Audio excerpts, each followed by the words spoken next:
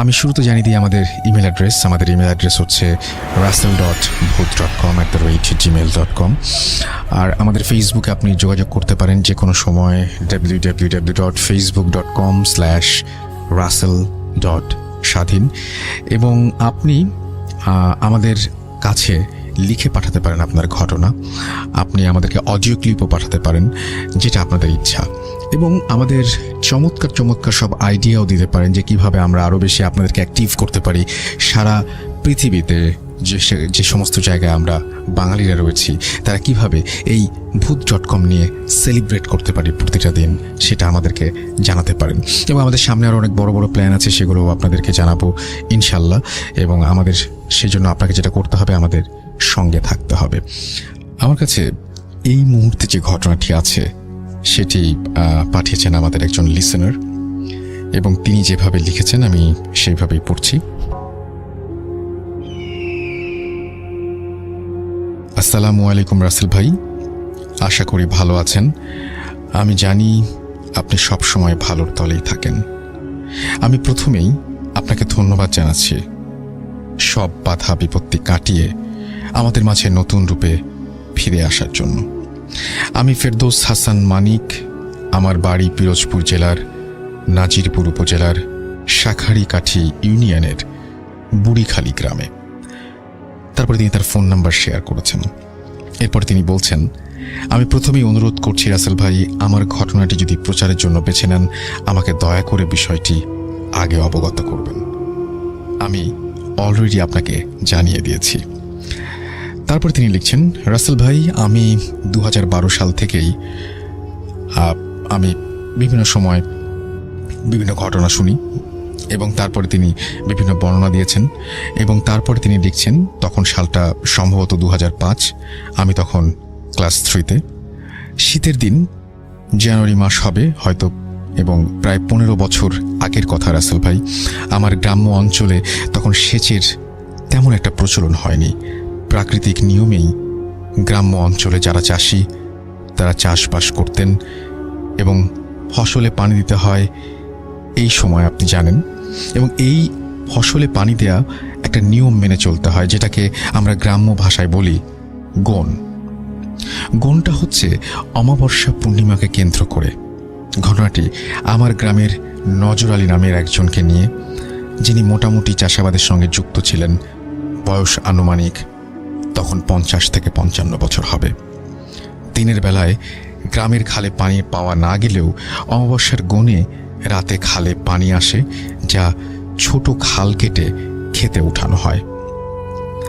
তিনি একদিন খেতে পানি উঠানোর জন্য ফজরের আজানের সময় ফজরের আজানের ঘণ্টাখানেক আগে ক্ষেতের উদ্দেশ্যে রওনা হন। বাড়ি থেকে ক্ষেত বেশ খানিকটা দূরে। খাল পাড়ি দিতে ওপারে যেতে যেতে 10-15 মিনিট সময় লাগে। গ্রামের মেঠো পথ, চারিদিকে কুয়াশায় ভরা, হাতে আছে একটি হ্যারিকেন।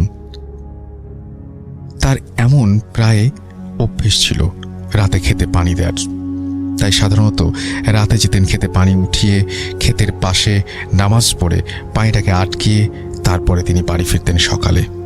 একদিন হঠাৎ রাতের বেলায় তিনি ক্ষেতের আইল, যেটাকে আমরা গ্রাম্য ভাষায় বলি, সেখানে হ্যারিকেনের আলোটা নিভে যাচ্ছিল, যেন তিনি ঠিক করছিলেন। হঠাৎ তিনি দেখলেন যে আলোটা যতবারই ঠিক করেন ততবারই সেটা বাতাসে নিভে যাচ্ছে, কিন্তু সেখানে কোনো বাতাস নেই। তিনি ভাবছিলেন হ্যারিকেনে হয়তো তেল শেষ। এমন 4-5 বার হবার পর তার ভুলটা ভেঙে গেল। হঠাৎ পেছন থেকে কে একজন গম্ভীর কণ্ঠে বলে ওঠে, নজর, কি করিস? তিনি নিচু অবস্থাতেই উত্তর দিলেন, দেখো না আমি কি করি। আবার একই কণ্ঠস্বর, একই প্রশ্ন ভেসে আসলো তার কানে। তিনি এবার বিরক্ত হয়ে পিছনে ফিরে তাকালেন, কেউ নেই। হ্যারিকেনটা নিভে গেল। তখন তার শরীরের মধ্যে হালকা ঝাঁকুনি দিলে ভয়ে তিনি তাড়াতাড়ি আইল ভেঙে বাড়ি চলে আসেন এবং বউকে পুরো ঘটনাটা খুলে বলেন। বউ বলল, হয়তো তোমার সঙ্গে কেউ মজা করেছে, অনেকেই তো আছে, হয়তো পাশের জমির কেউ হবেন উনি। পরের দিন আবার যথারীতি খেতে গেলেন, কিন্তু সেদিন তিনি আর ফিরলেন না। সকাল যায়, দুপুর আসে, তিনি আর বাড়ি ফিরছেন না। ক্ষেতের পাশেই ইলিয়াস নামে এক লোকের নার্সারি ছিল। উনি গাছে পানি দিতে উঠে হঠাৎ উচ্চ স্বরে চিৎকার দিয়েই অজ্ঞান হয়ে যান। তখন তার চিৎকার শুনে খালের ওপারে বাড়ির লোকজন তাকে ডাকাডাকি শুরু করে, কিন্তু কোনো উত্তর আসছিল না। তখন তার ছোট ভাই খেতে গিয়ে দেখলেন নজর আলীর লাশ, বিভৎস অবস্থা, তার মাথা কাদা মাটির ভেতরে ঢোকানো, ঘাড় ভাঙা অবস্থায়। গ্রামে ঘটনাটি পুরোপুরি জানাজানি হলে সবাই তার বাড়ি থেকে লোকজন নিয়ে এসে লাশটিকে নিয়ে যায় এবং দাফনের ব্যবস্থা করে। ইলিয়াসের সেদিন থেকে জ্বর, 4-5 দিন বিছানায়। ঘটনাটি এখানেই শেষ হলে ভালো হতো, কিন্তু এটা মহামারীর মতো রূপ নিচ্ছিল আস্তে আস্তে। তার কবরটা যেখানে দেয়া হয় বাড়ির পাশের বাগানে, সেই বাগানের পাড়েই ছিল গ্রামের রাস্তা। মরে যাবার 7 দিন পর ওই বাড়ির রুস্তম নামে একজন লোক বাজারে চায়ের দোকান বন্ধ করে ফিরতে ফিরতে রাত প্রায় 12টা বেজে গেছে। ওই দিন যখন সে বাগানের পথ ধরে বাড়ি ঢুকবে, তখনই হঠাৎ চোখে পড়ল কবরের দিকে। সে যা দেখল, সে দেখার জন্য প্রস্তুত ছিল না। সে দেখল সাদা একটা গরু টর্চের আলোয় স্পষ্ট দেখতে পাচ্ছিল কবরের পাশে দাঁড়িয়ে কি যেন খাচ্ছে। টর্চ দিয়ে দেখতে দেখতেই গরুটা উধাও হয়ে গেল। উনি মোটামুটি ভালোই ভয় পেয়ে যান এবং কোনো মতে বাড়িতে এসে জ্ঞান হারিয়ে ফেলেন। তারপর থেকে সন্ধ্যার আগেই বাড়ি ফিরতেন, কিন্তু আরেকদিন হঠাৎ তিনি বাথরুমে যাওয়ার সময় উঠলেন এবং টর্চ নিয়ে তিনি উঠানের কানায় যখন যান, তখন তিনি আবারও একটা অদ্ভুত দৃশ্য দেখেন এবং তাকে সেদিনও অজ্ঞান অবস্থায় ওই বাসার ওখানে পাওয়া যায়। লোকজন জানতে চাইলে তিনি বলেন, বাগান থেকে 10 ফুট উচ্চতা সাদা কাপড় পরা কেউ একজন আমাকে ডেকেছিল। তখন তিনি চিৎকার করার অনেক চেষ্টা করেন। এক পর্যায়ে তিনি সাদা কাপড় পরা ওই অবয়বটা তার কাছে আসতে দেখে, বিভৎস চেহারা দেখে জ্ঞান হারিয়ে ফেলেন। এরপর শুরু হয় কবরের পাশে রাস্তা দিয়ে চলাচলের সময় এই একই ঘটনা, শুধু একজনের সাথে নয়, একে একে সবার সাথে। আমার নিজের কাকাও একদিন প্রচণ্ড ভয় পান। অনেক রাতে বাড়ি ফিরতেন তিনি এবং 5 মিনিটের পথ 2 ঘন্টায় শেষ হতো না এবং তিনি অবাক হয়ে যেতেন। এই কবর ঘিরে এরকম একের পর এক রহস্যজনক ঘটনা ঘটতেই থাকে। সে রুস্তম আলীর জ্বর হবার পর আস্তে আস্তে কিছুদিন পর তিনি মারা যান। একদিন আমার পরীক্ষা চলাকালীন সময়ে কবরের পাশে থাকা সাঁকো পার হচ্ছিলাম। আমার পেছন দিকে বন্ধু খালে পড়ে যায় এবং মাথা কাদার ভিতরে ঢুকে যায়। পরে হুজুরকে দিয়ে কবর বন্ধ করে দেওয়া হয় এবং মিলাদ পড়িয়ে দিলে আস্তে আস্তে ঘটনাটা বন্ধ হয়ে যায়। এই ঘটনাটি একটি সত্যি ঘটনা এবং এটি কবরকে কেন্দ্র করে।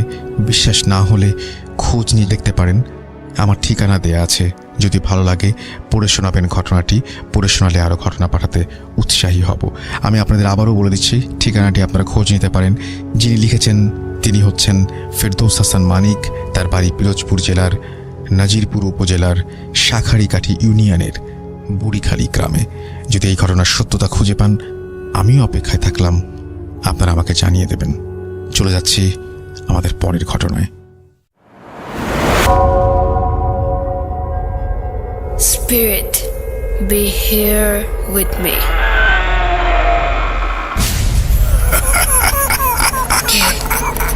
কে তুমি? Bhoot.com. The fear returns with Russell.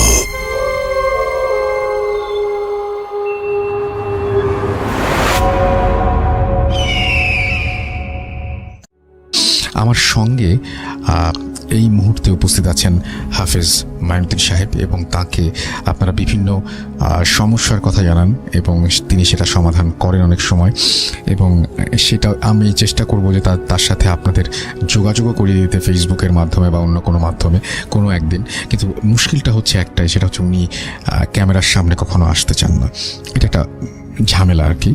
But উনি ওনার মতন থাকেন এবং আপনার যদি কোনো ধরনের কোনো সাহায্য বা সহযোগিতা দরকার হয় সেটা আমি তাকে জানিয়ে দেব এবং তিনি হয়তো সেইভাবে আপনাকে হেল্প করার চেষ্টা করবেন। হাফেজ মাইনুদ্দিন সাহেব, আপনাকে অনেক অনেক অভিনন্দন এবং স্বাগত জানাচ্ছি আমাদের আজকের এই এপিসোডে। আশা করছি আপনি ভালো আছেন। আলহামদুলিল্লাহ। আচ্ছা, আজকে আপনি যে ঘটনাটি শেয়ার করবেন, জি। এই ঘটনাটি কোথাকার ঘটনা, কিভাবে ঘটেছে, কোথায় ঘটেছে? ঘটনাটা আমি যেটা শেয়ার করব সেটা মুন্সিগঞ্জ।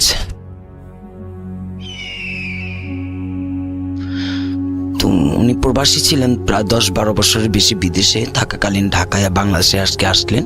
জি। তো ওনার গ্রামের বাড়িতে গেলেন। তো ওনার সাথে যে ঘটনাটা ঘটে গেছে প্রায় সপ্তাহখানেকের আগে দিয়ে উনি আমার কাছে আসলেন। তো উনি যখন নিজ বাড়িতে যান, গ্রামের বাড়িতে, তো সবাই তার ফ্রেন্ড সার্কেল যারা ছিল তারা সবাই মিলে একটু রাত্রেবেলাতেই একটু সবাই আলোচনা করতে লাগলো, আড্ডা দিতে লাগলো। তো এর প্রায় রাত 1:30 বেজে গেছে তা বাজারের মধ্যে আলোচনা করতে করতে, আড্ডা দিতে দিতে। তো যখন উনি বাড়ি ফিরতেছিলেন, তো উনি বাড়ি ফেরার পথে উনি একা হয়ে গেলেন। সবাইকে যার যার বাড়িতে পৌঁছে দেওয়া হলো, কিন্তু উনি ওনার বাড়িতে যখন আসতেছিলেন, তো বাড়ি ফেরার পথে তার একটি খাল ছিল, পুকুর যেটা ছোটখাটো। উনি ওই খালটা পার হবেন সেই মুহূর্তে উনি আমাকে বললেন যেটা, যে ওনাকে প্রথমে পেছন থেকে একটা ডাক দেওয়া হয়। সে ডাকটা হচ্ছে, বলতেছে ভাইজান। তো উনি এইটা ভাবলেন যে হয়তো আমি তো গ্রামতে আসলাম, হয়তো আমার পরিচিত কেউ হতে পারে। তো উনি পেছনের দিকে তাকালেন, দেখেন যে না, পেছনে কেউই নেই। তখন তার দৃষ্টি নাকি সেই খালের মধ্যে গেছে। তখন উনি দেখতে পেলেন যে কোনো দেহ গঠন নেই, শুধু মাথাটা বিশাল আকৃতির, আর দুটা হাতের কবজি, শুধু দুটা পাঞ্জা পানিতে ভেসে আছে, এবং মাথাটা যে ভেসে আছে সেটা বিশাল আকৃতির ভাবে। তার যে অবয়বটা, দেহ গঠনটা কিচ্ছু নেই, শুধু মাথা এবং দুটা হাতের কবজি পানির মধ্যে ভেসে আছে। ওটা দেখার সাথে সাথে উনি খুব ভয় পেলেন, এবং সেখানে উনি দ্রুত সেই জায়গাটা ত্যাগ করে উনি বাড়িতে গেলেন। তো বাসায় যে কাউকে কিছু বলবেন বা কাউকে কিছু জানাবেন সেটা তার ছিল না, সবাই ঘুমিয়েছিল। তো উনিও নিজ মনে দোয়া পড়ে বিছানায় ঘুমাতে গেলেন। যখন উনি ঘুমাতে গেলেন, তো গ্রামে এখনো শীত প্রচণ্ড আছে। তো উনি বললেন, যখন আমি একটা গায়ের মধ্যে কম্বল নিয়ে উঠলাম, ঠিক 5টা মিনিট আমি পুরোপুরি ঘুমাতে পারিনি। 5 মিনিট পর সেই কম্বল আমার মাথার থেকে সরিয়ে বলতেছে ভাইজান। তো আমি আবার উঠলাম, চোখটা খুলে দেখলাম, বলে আমি অন্ধকার তো ছিল, কিন্তু যেটা আমার চোখে ভেসে আসলো, পানির মধ্যে আমি যা দেখে আসছি, দুটা হাতের কবজি এবং বিশাল আকৃতি যে মাথাটা, সেই বিকৃত চেহারাটা। আমার মাথার থেকে কম্বলটা সরানোর পর, মুখ থেকে কম্বলটা সরানোর পর, এই কম্বলটা কিন্তু নিচ থেকে সরে গেল, উনি সরেনি। উনি বলতেছে আমার কম্বলটা নিচ থেকে সরিয়ে আমাকে ডাক দিতেছে ভাইজান। তখন আমি আমার চোখ খুলে তাকিয়ে দেখি ঠিক ওই রকম, ঠিক ভাসমান অবস্থায় দুটা হাত এবং সেই চেহারাটা, বিকৃত চেহারাটা দেখা যাচ্ছে। তখন উনি একটা জোরে চিৎকার করে উনি অজ্ঞান হয়ে যান। পরবর্তীতে ওনাকে দিনের বেলাতে সুস্থ করা হয়। এমনিতেই গ্রামের তারা নিজস্বভাবেই একটু ভয় দেখানোর যে কথাটা উনি বললেন, উনি বলছেন যে না, এই গ্রামে এগুলো কিচ্ছু না, তুমি হয়তো নতুন আসছো অনেকদিন পর, ভয় ভীতি এমনি হতে পারে, তারা কিছু বলেনি। কিন্তু ঘটনা আবার সেদিন সন্ধ্যা রাত্রেতেই ঘটনাটি ঘটে। দিনের বেলাতে উনি খুব স্বাভাবিক ছিল। সবাই যখন ওনাকে বুঝালো যে এটা কোনো কিছুই না, তুমি হয়তো অনেক শুনছো গ্রামের বিষয়ে, স্বাভাবিক নিয়ে নাও। তো উনি দিনে সম্পূর্ণ সব কিছু তার ভালো ছিল, এবং ঘুরতেও গিয়ে আসছে। সন্ধ্যার পরবর্তীতে ওনার শরীরটা খুব দুর্বল হয়ে পড়ে, এবং উনি বলে যে আজকে আমি বাইরে যাব না, আমি সন্ধ্যার দিকে ঘুমিয়ে পড়বো। তো উনি বলতে লাগলেন যে আমি যখন ঘুমাতে গেলাম, সন্ধ্যা মানে রাত 8টা বেজে গেছিল, রাত 8টার দিকে উনি ওনার বেডরুমে যখন যাবেন, উনি বেডরুমে দেখতে পাইতেছেন যে কেউ ঘুমিয়ে আছে। তো উনি আওয়াজ দিলেন যে কে ঘুমাইতেছে, একটু আমাকে উঠো, আমি ঘুমাবো। ওনার আম্মুকে বা কাউকে নাকি জানাতে লাগলেন যে আমার বেডরুমে কে ঘুমিয়ে আছে, তুলতে বলো, আমি ঘুমাবো। তো সবাই বললো যে না, ওই ঘরেতে কেউ নেই, তুমি ভুল দেখতেছো, তুমি যা ঘুমাতে পারো, ওখানে কেউ নেই।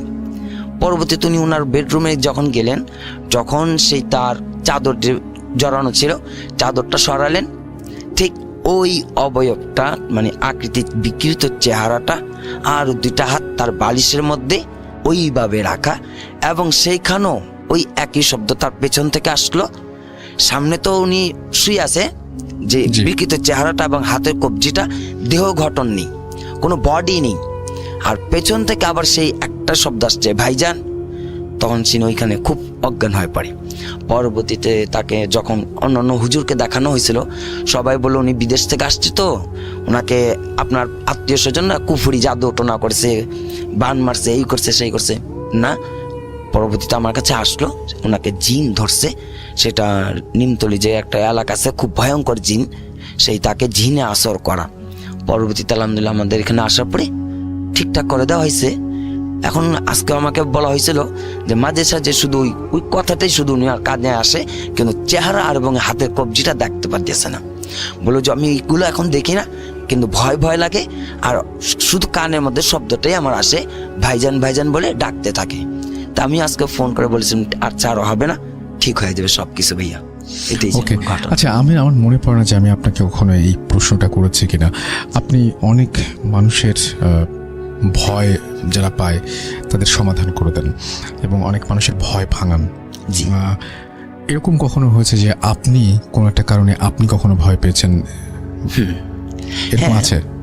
আমাদের ভয়টা তেমন না যে আমরা যে ভয় থাকলে তো আমাদের এই বিষয়টা আমরা হাজির করি আমরা যখন বসি, জি। এবং এই বিষয়গুলো আমাদের প্রতিটা দিন রাত্রেবেলা আমাদেরকে নিয়ে কথা বলতে হয়, তো এই জন্য আমাদের ভিতরে ভয়টা নেই।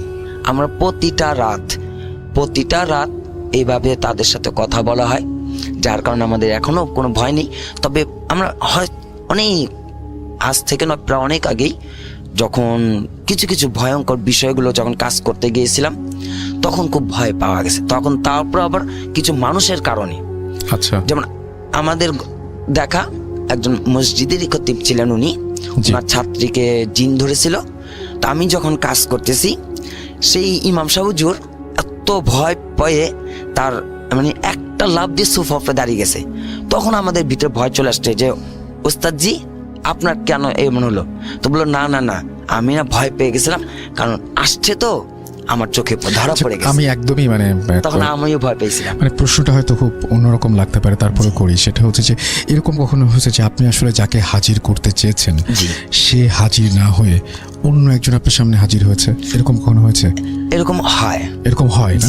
আচ্ছা, তখন কি করেন? হ্যাঁ, সেটা আমি আর একটু বিষয় বলি। জি। মিরপুর 12.5 কালসি, ওখানে একটা জিন আছেন আব্দুল্লাহ করে নাম। আমি ওনাকে ডাকতেছিলাম। জি। উনি আমরা একজন আলেম। খুব অদ্ভুত লাগছে জি, যে জি। আমি হয়তো উনি একজন আলেম। বলবো যে ওই যে আমাদের ভূত.com-এ আমাদের যে সাউন্ড করেন না শাকের ভাই, আপনি ওইভাবে বললেন আছে না আব্দুল্লাহ, এরকম খুব নর্মাল ব্যাপার জিন। তো সেখানে হচ্ছে আব্দুল্লাহ, উনি একজন খুব বড় আলেম, 250 ভাষা কথা জানে। উনি ভারত চলে যাবেন, কারণ ওইখানে একটু সমস্যা ছিল। তো সেই জিনটাকে যখন আমাদের রাত্রে বসে ডাকতেছিলাম আমাদের এলিমের জন্য, কিছু শিক্ষাবার জন্য, তো আমরা খুব বারবার স্মরণ করতেছি, আপনি আসেন, আমাদের খুবই প্রয়োজন, আপনাকে আমার দরকার। আসছে অন্য একটা জিন। তো উনি সে বলতেছে যে না, উনি তো আসতে পারবে না। তো আমি বললাম আমি তো আপনাকে খুঁজিনি, আমি তো আপনাকে তালাশ করিনি, আপনি কেন আসছেন? বলছে আমাকে দিও তুমি সব। বললাম না। তো এই যে জিনটা আসছিল, উনি ওনার মতো আলেম ছিলেন না এবং ভালো ছিলেন না। উনি এসে আমাদের একটা লোককে একটা ক্ষতি করে গেছিল। আচ্ছা। উনি একটু বদমেজাজি ছিলেন। তো ওনাকে যখন বললাম তোমার লাগবে না, তুমি চলে যাও, আমরা আব্দুল্লাহকে খুঁজতেছি, আমরা সেই সম্মানী যিনি আলেম আছেন, ওনাকে আমাদের অনেক কিছু প্রশ্ন করতে হবে, ওনাকে দরকার। আমরা এই কথাটা কেন বললাম? আর আমি বিশেষভাবে একটা জিনিস লক্ষ্য করেছি, জিনদের ভিতরে প্রচুর অহংকার, অর্থাৎ কিছু কথা বলবো তাদের প্রচুর অহংকার এবং মেজাজ খুবই চড়া থাকে। একটু 19-20 হলেই কাউকে না কাউকে আঘাত করেই যায়। ওই আমি যখন ওনাকে ডাকলাম, তার ছোট একটা বাচ্চাকে এবং একটা মানুষটাকে আঘাত করে গেছে। আজও পর্যন্ত সে ভুক্তভোগী চলতেছে। এখন ডাকলে সে আর আসে না। আচ্ছা, এখন আসে না। আব্দুল্লাহ পর আসছিল, কিন্তু আমরা সমাধান পাইনি। অনেক ধন্যবাদ আপনাকে আমাদের সাথে এই ঘটনা শেয়ার করার জন্য, এবং আশা করছি যে আপনাদেরও ভালো লেগেছে এবং কেমন লাগলো সেটা অবশ্যই আমাদেরকে জানাবেন। আমি সবচেয়ে বেশি আপনার সাথে কানেক্টেড থাকবো ইমেইলের মাধ্যমে, তাই আরও একবার মনে করিয়ে দিতে চাই আমাদের ইমেল অ্যাড্রেসটা। আমাদের ইমেল অ্যাড্রেস হচ্ছে russell.booth.com@gmail.com। স্পেলিংটা হচ্ছে russell.booth.com। এবং আপনারা যত সন্দেহই করেন না কেন, এই অ্যাড্রেসে যদি আপনি আমাকে ইমেল পাঠান তাহলে ভুল হওয়ার কোনো সম্ভাবনা নেই। সুতরাং আপনি চাইলেই এখানে কিন্তু আমাদের ইমেল পাঠিয়ে দিতে পারেন। সো দ্যাটস ইট, আমরা চলে যাব আমাদের পরবর্তী ঘটনায়। থ্যাংক ইউ, আপনাকে অনেক ধন্যবাদ মঈনুদ্দিন ভাই।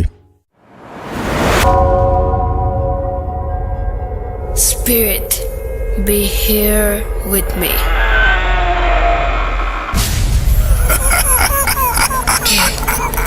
কে তুমি? Booth.com. The fear returns with Russell.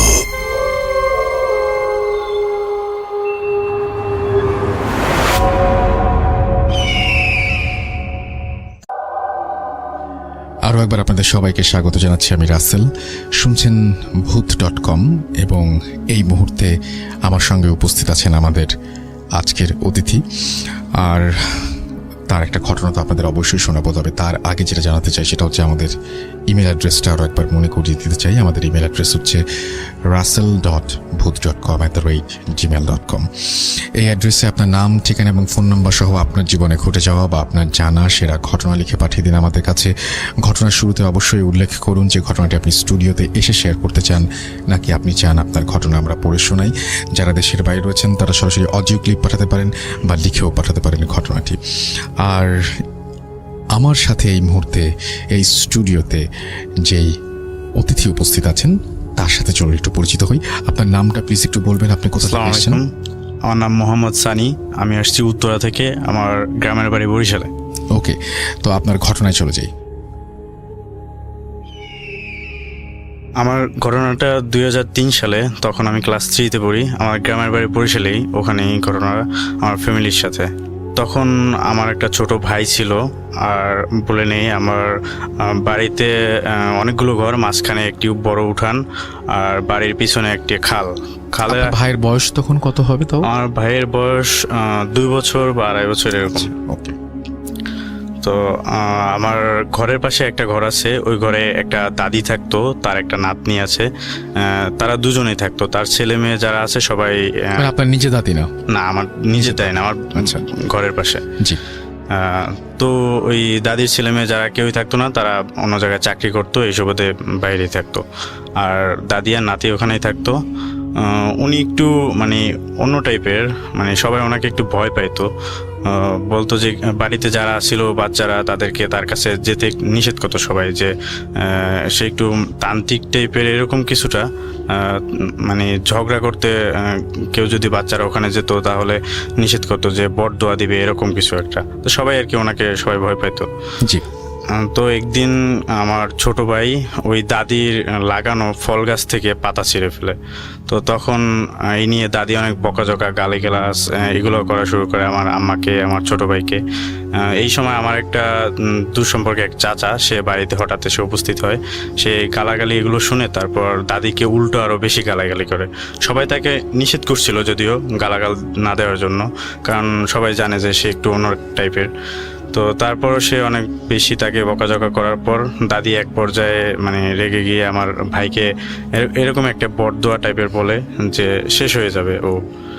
তো এর কিছুক্ষণ পর, ঘন্টাখানেক পরে, আমার ছোট ভাইকে পাওয়া যাচ্ছে না খুঁজে। সারা বাড়িতে এদিকে ওদিকে খোঁজ করার পর পাওয়া যাচ্ছিল না। তখন আমাদের বাড়ির পাশে আরেকটা বাড়ি আছে, মানে ওই যে খালের কথা বললাম, ওই খালের ঘাটে ওই বাড়ি থেকে একটা আন্টি ছিল। উনি খালের ঘাটে যেয়ে দেখে যে আমার ভাইয়ের লাশ ওখানে একটা বাঁশের সাথে বেজে আছে। তখন আর কি সবাই জানাজানি হলো।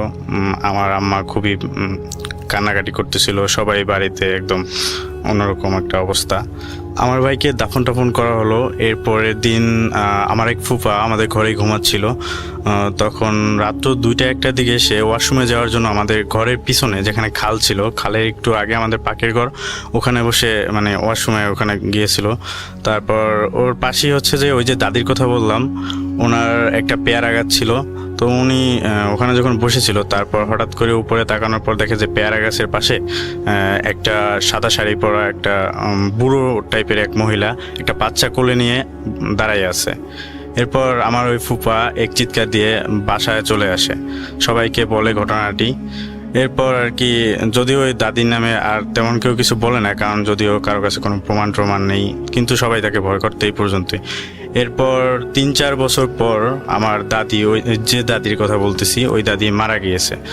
তারপর মারা যাওয়ার প্রায় 1-1.5 মাস পর তার যে ছেলের বউ, সে ওই আমাদের বাড়ির পাশে একটা ধান ক্ষেত ছিল, ওখানে ধান শুকানোর পর কবরস্থানের পাশ থেকে আসতেছিল। তো এরপর দেখে যে কবরের উপর মানে ওই দাদি বসে আছে এবং তাকে ইশারা দিয়ে ডাকছিল। এরপর ওই আমার যে চাচি আর কি, দাদির বউ, উনি ভয় পেয়ে অন্য সাইড দিয়ে দৌড়ে বাড়িতে চলে আসে, সবাইকে এটা নিয়ে বলে যে এইভাবে ওনার শাশুড়িকে দেখছে কবরের উপর। তো এরপর থেকে ওই কবরের আশেপাশে তেমন কেউ আর যায় না ভয়ের জন্য। তো এই ছিল আমার ঘটনা। অনেক ধন্যবাদ আপনাকে আপনার ঘটনার জন্য, এবং আশা করছি যে আপনি খুবই নার্ভাস ছিলেন পুরোটা সময়, এবং আপনি বলছিলেন যে এটা আপনার ফার্স্ট টাইম মাইক্রোফোনের সামনে, রাইট? তো যাই হোক, কেমন লাগলো সেটা অবশ্যই আমাদের জানাবেন। আমাদের ইমেল অ্যাড্রেস তো আপনারা জানেনই, এবং ফেসবুকে আপনি আমার সাথে যোগাযোগ করতে পারেন www.facebook.com/russell.স্বাধীন আর USSELL.SHADHIN। এবং আশা করছি যে আপনারা আমাকে আরও ঘটনা পাঠাবেন, এবং ঘটনা পাঠানোর নিয়মটা আমি একটু বলে দিই। আপনার নাম, ঠিকানা এবং ফোন নাম্বার সহ আপনার জীবনে ঘটে যাওয়া বা আপনার জানা সেরা ঘটনা লিখে পাঠাতে হবে আমাকে। ঘটনার শুরুতে অবশ্যই উল্লেখ করুন যে ঘটনাটি আপনি স্টুডিওতে এসে শেয়ার করতে চান, নাকি আপনি চান আপনার ঘটনা আমরা পড়ে শোনাই। যারা দেশের বাইরে রয়েছেন তারা সরাসরি অডিও ক্লিপ পাঠাতে পারেন বা লিখেও পাঠাতে পারেন ঘটনাটি। তো যাই হোক, থ্যাংক ইউ আপনাকে আমাদের স্টুডিওতে আসার জন্য। ধন্যবাদ।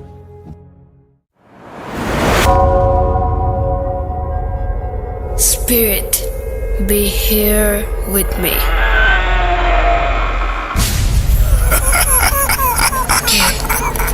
কে তুমি? Bhoot.com. The fear returns with Russell.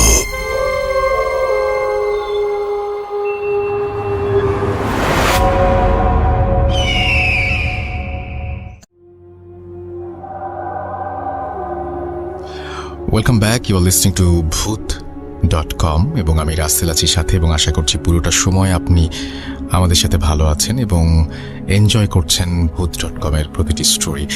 আমি এখন যেটা করব সেটা হচ্ছে, আমাদের সঙ্গে আরও একজন নতুন অতিথি আছেন, তাকে আপনাদের সাথে পরিচয় করিয়ে দেবো। আপনার নামটা প্লিজ একটু বলবেন, কোথা থেকে এসেছেন সেটা কাইন্ডলি একটু বলবেন। ধন্যবাদ রাসেল ভাই, আমি মোহাম্মদ শাহিদ হোসেন হৃদয়, ধানমন্ডি থেকে এসেছি। আপনাকে অনেক ধন্যবাদ, এবং সেই সাথে আপনাকে আমন্ত্রণ জানাচ্ছি আমাদের Bhoot.com-এ। আমি শুরুতে একটু জানিয়ে দিই যে যেমন উনি ধানমন্ডি থেকে এসেছেন, আমি শুধু ধানমন্ডি বলবো না, পুরো বাংলাদেশ, পুরো পৃথিবীর যে প্রান্তেই আপনি থাকেন না কেন, আপনি কিন্তু কানেক্টেড থাকতে পারেন Bhoot.com-এর সাথে। কিভাবে? আপনার ঘটনা পাঠিয়ে, এবং আমাদের ফেসবুক পেজে আপনি যে কোনো সময় ভিজিট করতে পারেন। আমাদের সাথে ইমেইলে কানেক্টেড থাকতে পারেন। আপনার ঘটনা পাঠাতে আমাদের ইমেল অ্যাড্রেসটা মনে রাখুন। আমাদের ইমেল অ্যাড্রেস হচ্ছে russell.bhoot.com@gmail.com। এখানে আপনার নাম, ঠিকানা এবং ফোন নম্বর সহ আপনার জীবনে ঘটে যাওয়া সেরা ঘটনা লিখে পাঠিয়ে দিন আমাদের কাছে, বা আপনার জানা সেরা ঘটনা লিখে পাঠিয়ে দিন আমাদের কাছে। ঘটনার শুরুতে অবশ্যই উল্লেখ করুন যে ঘটনাটি আপনি স্টুডিওতে এসে শেয়ার করতে চান, নাকি আপনি চান আপনার ঘটনা আমরা পড়ে শোনাই। যারা দেশের বাইরে রয়েছেন তারা সরাসরি অডিও ক্লিপ পাঠাতে পারেন বা লিখেও পাঠাতে পারেন ঘটনাটি। আমি চলে যাব আমাদের পরবর্তী ঘটনায়। শুনি আপনার ঘটনা। ধন্যবাদ রাসেল ভাই। আমি এখন যে গল্পটি বলতে চাচ্ছি সেটি আসলে ছোটবেলায় আমার দেখা একটি ঘটনা। সেটি আপনার নিজের দেখা? জি, আচ্ছা। নিজের দেখা একটি ঘটনা। সেটি ঘটেছিল আপনার পুরান ঢাকা নবাবগঞ্জে। আমি ছোটবেলায় ওখানেই মানে জন্ম নিয়েছি, ওখানেই নবাবগঞ্জে, এবং সেখানে নবাবগঞ্জ এরিয়ায় নীলাম্বর শাহ রোডে 5 নং নীলাম্বর শাহ রোডে একটি বাসা ছিল, সেখানে আমি ছোট থেকেই থাকতাম। তো বাসাটার গল্পটা বলার আগে আমি বাসার বর্ণনাটা আগে আপনাকে দিতে চাই। মেন রোড দিয়ে ঢুকতেই যে গেটটা ছিল, সেই গেট দিয়ে ঢোকার পরে প্রথমে একটা অ্যাপার্টমেন্ট সিস্টেমের ছিল, 5তলা অ্যাপার্টমেন্ট। ঠিক অ্যাপার্টমেন্টটা ছিল আপনার মেন গেট দিয়ে ঢুকলে হাতের ডানে, এবং তার সোজা ছিল একটা গলি, যেই গলি দিয়ে আপনার কিছু টিন শেডের বাড়ি ছিল। জি। এবং আমি সেই টিন শেড বাড়িতে ছোটবেলায় থাকতাম। তো ওখানে 2টা সারি ছিল, ডান দিকে ছিল 5টা এবং বাম দিকে ছিল 5টা টিনের জি। ঘরগুলো। এবং ঠিক যখন ওই গলির প্রথমেই ছিল আপনার 3টি টয়লেট, যার জি, জি। মধ্যে কর্নারটা ছিল একদম অফ। সেটা আমি ছোটবেলা থেকেই বন্ধ দেখছি, কিন্তু কেন বন্ধ সেটা কেউ কখনো বলেনি। তো 3টে টয়লেট শেষ হওয়ার পরে যে একটি কল ছিল, চাপ কল, সেখানে 10টা ফ্যামিলি ওইখান থেকে পানি নিত। কিন্তু কলের ঠিক এই জায়গাটা সামনের দিকেই ছিল, মানে মাঝামাঝিতে একটি ডাব গাছ, এবং ডাব গাছের সাথে একটা কারখানা ছিল, যেটা আপনার 2 ভাই মিলে, একজন কারখানার অর্ধেকে আপনার ওয়ালেট তৈরি করতো এবং অর্ধেক তৈরি করতো টুপি। তো ঠিক তার ওই কারখানার ডাব গাছ এবং ওই কারখানাটার এই সাইডে যেই রাস্তাটা ছিল, মানে একটা চিপা গলি, ওই গলিতে দিনের বেলাতেও কেউ ঢোকার মতো সাহস পেত না। কেন ভাই? কারণ অনেকে বলে যে গলিটা নাকি ভালো না, আচ্ছা। যে যখনই গেছে কখনো ভয় পেয়েছে, রাতের বেলায় উল্টোপাল্টা স্বপ্ন দেখতো, এরকম অনেক কথাই সেখানে প্রচলিত ছিল। এবং যখন পাকিস্তান আমলের আগে ওই জি, যেখানে বেশ কারখানাটা ছিল, সেখানে ধরেন আপনার একটা মন্দিরও ছিল। সেটা ওই জি। বাসারই যারা পুরনো ছিল তারা বলেছিল এখানে একটা মন্দির ছিল, দেশ হওয়ার পরে সেগুলো মানে তুলে নিয়ে চলে গেছে, তখন এখান থেকে যে বসবাসের উপযোগী হয়ে ওঠে। তো মেন ঘটনায় আসি, সেই 10টা ফ্যামিলির মধ্যে ডান পাশের মধ্য যে রুমটা ছিল, সেখানে একটা মেয়ে বাস করতো, তার নাম ছিল নার্গিস। তো আমরা সবাই তাকে নার্গিস আন্টি বলেই ডাকতাম। তো দেখা যাচ্ছে যখন আমি ক্লাস 3তে পড়ি, এই ঘটনা ঠিক তখন থেকেই শুরু হয়। আমি একদিন স্কুল থেকে যখন আসি, দুপুর 2টা বাজে, তখন দেখি আন্টি ঠিক দৌড়ে যে কর্নারের বন্ধ বাথরুমটা ছিল, তার পাশে একটা পাইপ ছিল, পাইপটা বেয়ে সে ওখানে যে টিনের যে ছাদগুলো থাকে সেখানে উঠে যাচ্ছে। তো আমি প্রথমে একটু ভয় পেলাম, কি ব্যাপার, উনি উঠে যাচ্ছে আর এভাবে বেয়ে বেয়ে কীভাবে উঠে যাচ্ছে? পাইপটা উঠতে গেলেও কিন্তু একটু ধরে সেইভাবে উঠতে হয়, বা এক পা টয়লেটের গেটের এখানে পাড়া লেখে একটা সাপোর্ট দরকার পড়ে, বাট তিনি এমনি এমনি উঠে যাচ্ছেন। তখন আমার না খুব ভয় লাগলো, কারণ তখন আমি এমনিও ছোট, দেখলেই খুব গা শিরশির করে ওঠে। তো ঠিক সেখানে যে কারখানার 2জন ছিল, 2 ভাই, তারা খুবই শক্তিশালী ছিল। তো তারা তাকে টেনে নামানোর চেষ্টা করছে, বাট পারতেছে না। তো 3-4 জন মিলে দেখলাম তাকে টেনে ধরে নিয়ে যাচ্ছে, কিন্তু কেউ তার শক্তিতে কুলিয়ে উঠতে পারছে না। তো জিনিসটা খুব ভয়, সবাই বাড়ির জড়সড় হয়ে গেল, এবং সে এমনভাবে চিৎকার দিচ্ছে, মনে হচ্ছে চিৎকারটা তিনি দিচ্ছেন না। মানে আমি যদি কোনো কথা বলি, আমার পিছন থেকে কেউ যদি আপনার করে সাউন্ড করে, ঠিক সাউন্ডটা ঠিক এইরকম মনে হচ্ছে, একটা অন্যরকম আর্তনাদ চিৎকারের সাথে। তো তখনই আমার আম্মু আমাকে দেখে ধরে নিয়ে বললো যে তুমি রুমের মধ্যে ঢোকো। আমি রুমের মধ্যে ঢুকে গেলাম। তো তাকে নিয়ে রুমের মধ্যে বেঁধে রাখা হলো একটা দড়ি দিয়ে, বাট দড়িটাও পর্যন্ত ছিঁড়ে গেল, এতটুকু তার গায়ে শক্তি। বাসা সবাই খুব ভয় পাচ্ছে, কি হচ্ছে। তো দড়ি ছিঁড়ে 2-3 জনকে ধাক্কা দিয়ে সে আবার বের হয়ে যায়, এবং আবার বের হয়ে ঠিক যে বাথরুমের উপর দিয়ে ছাদে উঠে যেতে লাগলো। তখন যে পারছে সবাই তাকে ধরে টরে নিয়ে এসে পাশের রুম থেকে একটা ছিকল ছিল, যেটা কোরবানির সময় ওই 2 ভাই মিলে গরুটাকে আটকে রাখতো যাতে চুরি টুরি না হয়ে যায়। তো তারা ওইটা দিয়ে তাকে বেঁধে রাখলো, দড়ি ইউজ করলো, সব কিছু দিয়ে বেঁধে রেখে করে দিল। ঠিক বিকালবেলা পাশের একটা মসজিদ থেকে একজন ইমাম সাহেবকে আনা হলো। তো ইমাম সাহেব যখন আসলো, এসে বললো যে আমি যখন রুমের মধ্যে ঢুকবো, ঠিক একজন শক্তিশালী লোক আমার সাথে থাকবেন তাকে ধরার জন্য, একজনের বেশি থাকবেন না। তো যেই বলা সেই কাজ। তো ওই কারখানারই একজন এসে তাকে পিছন থেকে ধরে রাখলো, এবং হুজুর তার সামনে এসে বসলো। এটা আমি মানে ভিতরে কি হয়েছিল সেটা উনি বাইরে আসার পরে সেটা শুনেছিলাম তার কাছ থেকে, কারণ আমি সেই মসজিদে ছোটোবেলায় আপনার আরবি পড়তাম। তো তিনি যখন বাহিরে এসে বলল যে আসলে এটা আমার কিছু করার নেই, কারণ সময় এখন শেষ হয়ে গেছে, এটা তাকে অনেক আগে থেকেই তাকে ধরেছে। বলতেছে কি ধরেছে, এটা বলছে যে এটা একটা বদ জিন, যেটা তাকে না নিয়ে ছাড়বে না। এবং আমি অনেকভাবেই মানানোর চেষ্টা করেছি, সে কোনোভাবেই মানবে না, কারণ তার ভিতরে যা কিছু আছে এখন সব প্রায় নষ্টের দিকে। সে তার হাতে হয়তো বা সর্বোচ্চ কয়েকদিন সময় আছে, এবং সে তাকে নিয়েই যাবে। যদি বড় বড় কবিরাজও আনা হয় তাহলেও এটাকে রিকভার করার কোনো অপশন নেই। তো সবাই এটা খুব চিন্তিত হলো, কান্নাকাটি করলো। তো 2 দিন ধরে সে এইরকমই মানে ছোটাছুটি করতে থাকলো, সবাই বেঁধে রাখে, এই করে রাখে। কিন্তু হুজুর যাওয়ার টাইমে বলেছিল, আমি আপনাকে যেই চালের গুঁড়োটা দিয়ে গেলাম এটার সাথে কিছু ময়দা মিক্স করে আপনি ঠিক ও যে খাটটাতে বসে আছে খাট থেকে 2 হাত বরাবর আগে নিয়ে ওই চালটা করে দিবেন, সে সেখান থেকে বের হবে না। সে ছোটাছুটি করবে, ভাঙচুর করার চেষ্টা করবে, কিন্তু সে বের হবে না, ওই জায়গার মধ্যেই থাকবে। তো 2 দিন পর হঠাৎ করেই তিনি একটু সুস্থ, সবাইকে ডাকতেছে যে মা এখানে আসো। আমরা বারান্দা থেকে সব শুনতে পারতেছি সে তার মাকে ডাকতেছে। তো তার মার সাথে বাড়ির আশেপাশে যে কয়জন ছিল তারাও গেল, আমিও সেখানে গেলাম। যার পর যখন জিজ্ঞেস করলো যে মা তোমরা আমাকে বেঁধে কেন রেখেছ, তো তার মা বলতেছে যে তুই কি কিছু জানিস? বলে যে আমি তো কিছু জানি না, কি হয়েছে? তখন বলে তুই এই কাণ্ড কারখানা করেছিস। তখন সে প্রায় 2 থেকে 3 মিনিট চুপ। আমরা দাঁড়িয়ে শুধু তার নীরবতা দেখতেছি। তখন দেখলাম 3 মিনিট পরে সে কান্না করে দিল। তখন সে বলতেছে মা তোমাকে আমি অনেক আগে বলেছিলাম যে তুমি আমাকে একটা কারো ভালো হুজুরের কাছে নিয়ে যাও, আমার খুব সমস্যা হচ্ছে, তুমি আমাকে গুরুত্ব দাও নাই। তা কি হয়েছিল? তার পাশেরই এক আন্টি জিজ্ঞেস করলো যে আসলে কি হয়েছিল তোমার? তখন বলছিল যে ঠিক একদিন দুপুর 12টার সময় আমরা ওই বাথরুমের উপর দিয়ে টিনের চালে উঠে ওই পাশে যে আম গাছ আছে, আম গাছ থেকে আম পাড়তে গিয়েছিলাম। তখন আম গাছ থেকে আম পাড়ার টাইমে যখন তার সাথে যে বান্ধবী সে আম নিয়ে চলে যাচ্ছে, বললো যে তুই থাক, আমি একটা বোল নিয়ে আসি, সেই বোলের মধ্যে আমগুলো রাখবো, হাতে রাখা যায় না। ও যখন চলে গেল আমি তখন সেখানে একা ছিলাম। একা থাকা অবস্থায় দেখি কি ওই আম গাছের ঠিক উপরে একজন প্রায় মধ্যবয়স্ক মহিলা নাকি বসেছিল। তো সে তাকে বলতেছে যে তুই আমার কাছে আয়, আমি তোকে অনেক আম দিব। তো সে বলছে যে আপনি কে? তুই আমার কাছে আয়। তো আন্টি তার কথা না শুনে ওখান থেকে পালিয়ে চলে আসে, কিন্তু সে তখনও তার মাকে এই কথাটা বলেনি। তো রাতের বেলা যখন তিনি নাকি ঘুমিয়ে থাকতো, তো তিনি তো ঘুমাতো বারান্দায়, আর বারান্দার এই পাশে বেড়া দেওয়া ছিল, মনে হতো বেড়ার ওখান থেকে তার চুল কে যেন টান দেয়। সে সকালবেলা উঠে তার মাকে বলতো যে মামা কে যেন আমার চুল টান দেয়। তখন সে বলতো ধুর এসব কিছুই না, এটা তোর মনের ভুল। তখন সে বলছে আচ্ছা ঠিক আছে মনের ভুল। তো তখনও পর্যন্ত সে মহিলার তার কথা বলেনি যাকে সে দেখেছিল ওই আম গাছের ঠিক উপরে। তো এরকম নাকি 3 দিন 4 দিন হয়ে যেত। সে যখন রাতের বেলা টয়লেট করার জন্য একা বাথরুমে যেত, তখন সে বাথরুম থেকে যখন আসার পথে মাঝে মধ্যে ফিল হতো কেউ যেন তার পিছনে পিছনে আসতেছে। সে তারপরও তার মাকে ডাক দিত, বলতো যে মা গেটটা খুলো তাড়াতাড়ি, আমার না ভয় লাগতেছে। ওর মা তাড়াতাড়ি উঠে যেত, বললো কোথায় যাচ্ছিস? বললো যে টয়লেটে গেছিলাম, এখন আসলাম, মনে হলো পিছনে কেউ আছে। ওর মা তখনও গুরুত্ব দেয়নি।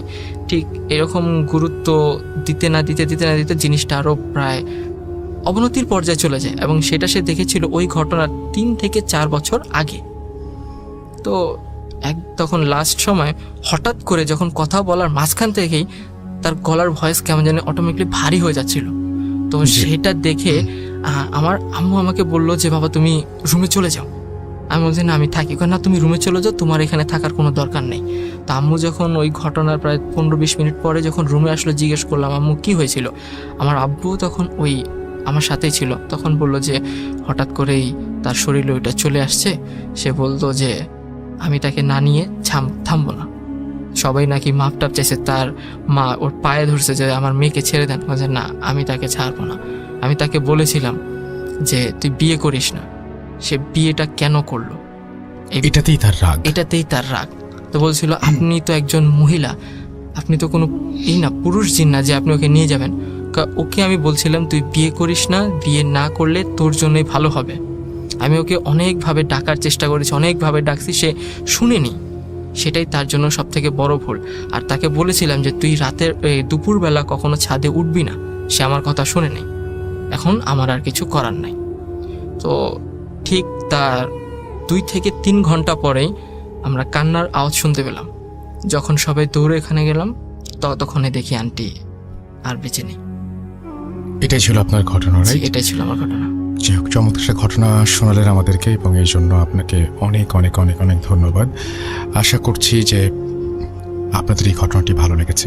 যদি আপনাদের কাছে এরকম ঘটনা থাকে তাহলে আমার কাছে অবশ্যই পাঠিয়ে দিবেন, এবং আমাদের ফেসবুক পেজ অবশ্যই ভিজিট করতে ভুলবেন না। আমাদের ভূত ভূত.com-এর ফেসবুক পেজ যেমন রয়েছে, ভূত.com-এর গ্রুপও রয়েছে, যেখানে আমি সরাসরি আপনাদের সাথে কমিউনিকেট করব এবং আমার সাথে আপনি কথা বলতে পারবেন এবং যে কোনো ইনফরমেশন আপনি আমাদেরকে যেমন জানাতে পারবেন, আমার কাছ থেকে জানতেও পারবেন। আর আমাদের ইমেল অ্যাড্রেসটা সবসময় মনে রাখবেন, which is the most important thing, যেটা হচ্ছে যে আপনার এটা মনে রাখলেই চলবে। আমাকে পাওয়ার সবচেয়ে সহজ উপায় এটা আমি বলবো, আর সেটি হচ্ছে russell.booth.com@gmail.com। অ্যান্ড এইখানে আপনি যদি আমাকে ইমেল পাঠান, আপনার যে কোনো ধরনের, মানে আপনি ফেক পেজে ল্যান্ড করতে পারেন, আপনি ফেক পেজে চলে যেতে পারেন, অনেক ধরনের ঝামেলা হতে পারে। বাট ইমেইলে যখন আপনি আমার সাথে কমিউনিকেট করবেন, তখন এই ইমেলটা শুধুমাত্র আমার কাছে আসবে। সো এটার সাথে আপনার এবং আমার যোগাযোগ করাটা অনেক বেশি সহজ। সো এখানে পাঠিয়ে দিন এবং মেইলগুলো আমি সবসময় নিজে চেক করি। সো আপনাদের জন্য কোনো সমস্যা হবে না। আশা করছি আপনাদের দারুণ দারুণ সব ঘটনা পাবো। আপাতত আপনাকে অনেক ধন্যবাদ আপনার ঘটনার জন্য।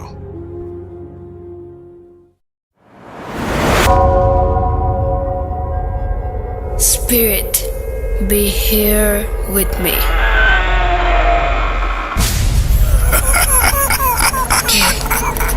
কে তুমি?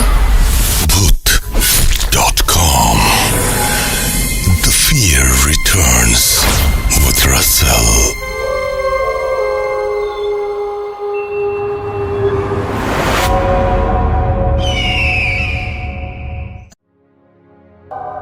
Welcome back. আপনাদের সবাইকে আরও একবার স্বাগত জানাচ্ছি। আমি রাসেল, শুনছেন ভূত.com এবং ভূত.com-এ আমাদের সঙ্গে এই মুহূর্তে আছেন আফনান ভাই। আমরা তার ঘটনা শুনবো, তবে তার আগে জানিয়ে দিই আমাদের ইমেল অ্যাড্রেসটা। আমাদের ইমেল অ্যাড্রেস হচ্ছে russell.booth.com@gmail.com। এখানে আপনার নাম, ঠিকানা এবং ফোন নম্বর সহ আপনার জীবনে ঘটে যাওয়া বা আপনার জানা সেরা ঘটনা লিখে পাঠিয়ে দিন। ঘটনার শুরুতে অবশ্যই উল্লেখ করুন যে ঘটনাটি আপনি স্টুডিওতে এসে শেয়ার করতে চান, নাকি আপনি চান আপনার ঘটনা আমরা পড়ে শোনাই। যারা দেশের বাইরে রয়েছেন তারা সরাসরি অডিও ক্লিপ পাঠাতে পারেন বা লিখেও পাঠাতে পারেন ঘটনাটি। এটা কমপ্লিটলি আপনার ব্যাপার, আপনি কিভাবে ঘটনা পাঠাবেন। আর এখন যেটা করব, আমরা সরাসরি চলে যাব আফনান ভাইয়ের কাছে এবং আফনান ভাইয়ের কাছ থেকে তার ঘটনা শুনবো। থ্যাংক ইউ রাসেল ভাই, আমাকে আবার সুযোগ দেওয়ার জন্য। রাসেল ভাই, এখন যে ঘটনাটা আমি শেয়ার করব, ঘটনাটি এটিও ব্ল্যাক ম্যাজিক রিলেটেড, কিন্তু এটি নর্মাল ব্ল্যাক ম্যাজিক রিলেটেড না। এটা টোটালি একটু ডিফারেন্ট একটা জিনিস, যেটা আমার নিজেরই বিশ্বাস করতে কষ্ট হয়। তো ঘটনাটির সময়টা 88 যে বন্যাটা হয়েছিল এর ঠিক পরবর্তীকালীন সময়। এই ঘটনাটির যে প্লেস সেটি হচ্ছে ফরিদপুর জেলার বোয়ালমারী উপজেলার চাপাধার বিল নামে একটা জায়গা আছে। আমার দাদাবাড়ি ফরিদপুরে, তো যার কারণে আমি ওই চাপাধার বিল ওদিকে আমার আত্মীয় স্বজন আছে, ও ওনাদের কাছে মুখে মুখে এই ঘটনাটি আমি শুনেছিলাম। পরবর্তীতে হালকা ছোটবেলা শুনেছিলাম, তো পরবর্তীতে এটি আরও একটু গভীরভাবে বিষয়টা আমি শুনেছি। তো সেই ঘটনাটি আজকে আপনাদের সাথে আমি শেয়ার করব। তো 1988 সালের পরে, মানে তখন তো মোটামুটি অত্র এলাকা টোটালটাই বন্যায় প্লাবিত হয়ে গিয়েছিল। তো বন্যা যখন শেষ হয়ে যায়, অনেকেরই ঘর বাড়ি, অনেকে ওই বন্যার সময় অনেক দূরে চলে গেছে, বেশ কিছু জায়গা ফাঁকা টাকা হয়ে যায়। তো একসময় হয় কি, বন্যার ঠিক পরে ওই ফকির গোছের একজন লোক আসেন ওই এলাকায়। তো লোক আসেন, ওই সময় কিন্তু লোকজন ওনাদেরকে খুব মানে ভক্তি করত, সম্মান করত। দেখা যেত যে ওই ফকির অনেককে পানি পড়া দিচ্ছে, কাজ হয়ে যাচ্ছে, অনেকে দোয়া নিতে যেত, কাজ হয়ে যেত। এই জন্য অনেকের একটা ভক্তির একটা জায়গা ওনার প্রতি সৃষ্টি হয়। তো এর মধ্যে এই ঘটনা সপ্তাহখানেক হওয়ার পর হঠাৎ একটি শিশুর ডেড বডি পাওয়া যায় বাসার বাইরে। মানে রাতের বেলা সবাই শুয়েছিল সবার সাথে, কিন্তু মানে সকালবেলা ডেড বডি পাওয়া যায়। কিন্তু রাসেল ভাই, ডেড বডিতে কিন্তু কোনো চিহ্ন নাই, মানে শরীরে কোনো চিহ্ন নাই যে কিভাবে মারা গেছে, সাপে কেটেছে না কিভাবে মারা গিয়েছে, বা কেউ গলা টিপে মেরেছে বা কিভাবে মেরেছে, কোনো চিহ্ন নেই, একদম স্বাভাবিক। এবং দেখে মনে হচ্ছে সে মারা যায়নি, সে জীবিত, কিন্তু আসলে মারা গিয়েছে। এখন এটা কেন, কিভাবে মারা গেল, পরিবারের লোকজন কিছু বুঝতে পারছে না। চিন্তা করছে হয়তো বা রাতের বেলা ওই কোনো কারণে বের হয়েছিল আমাদেরকে না জানিয়েই, হয়তো বা বাইরে গিয়ে ভয় পেয়েছে বা কোনো কারণে মারা গিয়েছে, এইটাই মনে করেছে। তাছাড়া অন্য কেউ আর কিছু মনে করেনি। এই ঘটনার রাসেল ভাই সপ্তাহ 2-3 পরে আবার একই টাইপের একটা ঘটনা ঘটে। একটি বাচ্চা মারা যায়। সেখানেও একই অবস্থা, মানে শরীরের কোনো চিহ্ন নাই, কিচ্ছু নাই। তো এরকম ঘটনা যখন ঘটতে থাকে তখন এলাকার লোকজন, তখন ওনারা বলেন যে এলাকায় মনে হয় পিশাচের আবির্ভাব ঘটেছে। এখন অন্য মুরব্বীরা বলছে যে আচ্ছা পিশাচ যদি হবে তাহলে তো ওই ছেলের রক্ত খাবে, মাংস খাবে, এরকম বলতেছে। তো কিছুই না, নিশ্চয়ই অন্য কোনো কারণে মারা গেছে, এইভাবে বলছে। কিন্তু রাসেল ভাই 1টা 2টা 3টা 4টা যখন এরকম 10-12টা বাচ্চা মারা গেল, তখন কিন্তু এটা সবার একটু টনক নড়েছে যে কি ব্যাপার, এটা এরকমটা হচ্ছে কেন। আর ওদিকে কিন্তু ওই তান্ত্রিকের কাছেও তারা গিয়েছে যে কি ব্যাপার বলেন তো, বলে যে তোমাদের এখানে এরকম, সেই বলেছে যে একটা পিশাচ আসছে, তোমরা এটা করো, এরকম গরু কুরবানি দাও, খাসি কুরবানি দাও, এটা করো ওইটা করো, এরকম রিচুয়াল করো, এরকম সে এই বিষয়গুলো বলতো। তো দেখা যেত এটা বলার পরে মাসখানেক বন্ধ থাকতো, পরে আবার শুরু হতো, বলে যে তাহলে আবারও এটা করো। তো এরকম রাসেল ভাই চলছিল এই বিষয়টা। তো এর মধ্যে ওই গ্রামের একজন লোক ফরিদপুর সদর হসপিটালে যায়। ফরিদপুর সদর হসপিটালে যায়, ওনার একজন দুঃসম্পর্কের আত্মীয় উনি হসপিটালে ছিলেন, তাকে দেখার জন্য যায় আর কি। তো দেখার জন্য গেলে উনি কোনো কারণে ওই দিন রাত্রে আর আসতে পারেন নাই, ঝড় বৃষ্টির সময় ছিল, রাত্রে আসতে পারেন নাই। তো আত্মীয় স্বজন বলে যে এত রাত্রে যেহেতু যেতে পারবে না, তো আজকে রাত্রে আমাদের সাথেই থেকে যাও, হসপিটালেই থাকো, আমরা তো আসি আত্মীয় স্বজন, কালকে সকালে যাও। উনি বলে আচ্ছা ঠিক আছে, একদম স্বাভাবিকভাবে উনি বলে আচ্ছা ঠিক আছে আমি থাকি। তো উনি গভীর রাত্রে রাসেল ভাই, উনি একটু ওয়াশরুমে যাওয়ার দরকার হয়, উনি ওয়াশরুমে যাচ্ছেন, হঠাৎ করে দেখে কি হসপিটালে ওই একজন ইসের আবির্ভাব ঘটছে। ওই যে সেই তান্ত্রিক আসছে, তান্ত্রিক এসে একজন রোগীর সাথে কি যেন কথা বলে হাতে কি যেন দিয়ে উনি চলে গেলেন। উনি চিন্তা করে যে কি ব্যাপার, ওই তান্ত্রিকটা এখানে আসছে, উনি আর তেমন কিছু মনে করেন নাই। তো তারপর পরের দিন সকালে চলে যান। তো পরবর্তীতে উনি বাড়িতে ফিরে গিয়ে ওই তান্ত্রিকের সাথে দেখা হয়, বলে যে আপনাকে দেখলাম হসপিটালে, গেছিলেন কেন, এরকম এমনি নর্মালি বলছে। তখন বলার পরে বলে যে তুমি ওখানে কি করতে।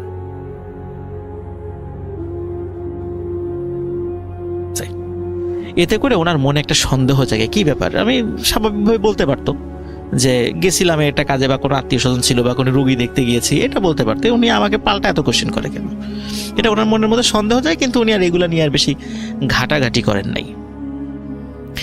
ওনারও কিন্তু রাসেল ভাই একটা বাচ্চা ছিল। তো একদিন রাত্রেবেলা শুয়ে আছে, হঠাৎ করে ওনার বাচ্চা ওনাকে বলছে যে বাবা আমাকে বাইরে কে যেন ডাকছে। বলে কে ডাকে? আমার বন্ধু ডাকতেছে।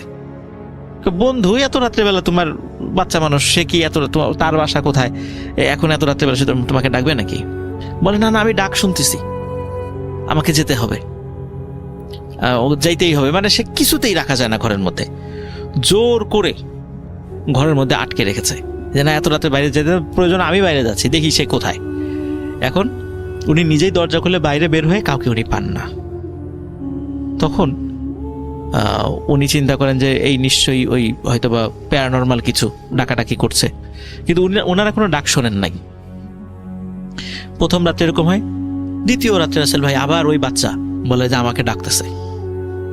তখন বলে যে না বাইরে কেউ ডাকে না, আমরা কেউ কোনো ডাক শুনি না। বলে না ডাকতেছে, আমি বাইরে যাবই।